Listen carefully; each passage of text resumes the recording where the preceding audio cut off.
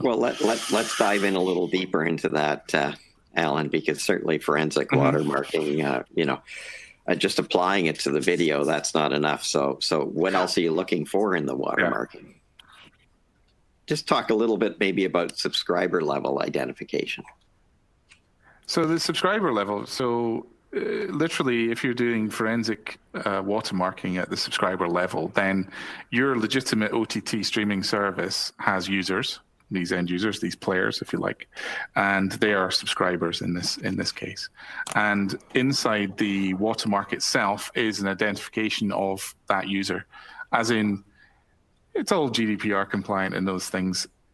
For us, it doesn't tell us who that user is. For the service, it lets them look up who that user is.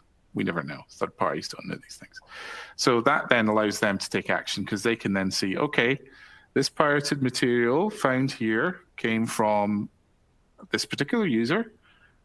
Now, the action they then choose to take on that may vary because you probably shouldn't assume that they knowingly have pirated something.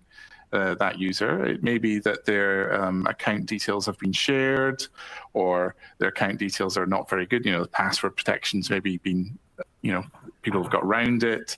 So, the initial way that a service would speak to that subscriber would be carefully.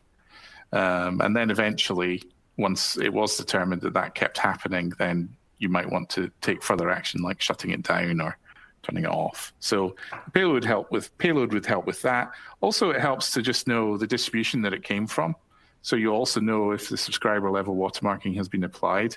You should know, because you'll have established that exactly where that service is, because there are multiple, today we're talking about web browsers, but there are multiple outputs that use internet streams.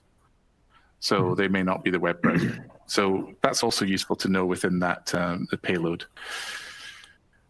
Alan, I think to add to that, obviously the first step is, as you, promotes very much, is monitoring, right? And how digital fingerprinting is being used to identify the content. I think that's another thing you gotta be careful here. Obviously, the subscriber identification of the watermark is the ultimate, approach.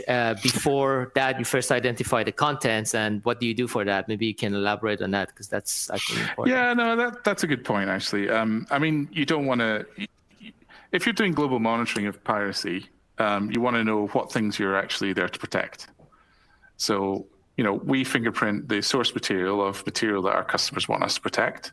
That fingerprint tells us this is how this video goes together, and we can have to match against other material. Now, the other material is piracy or suspect material. Let's call it suspect at this point. We don't know if it's pirated. Let's have a look at it. We capture that. We then fingerprint that material. We then match against the fingerprints. If it is interesting to us, so we go, yes, this is something our customer is interested in. Has it got a watermark? Is it on a service that is not legitimate?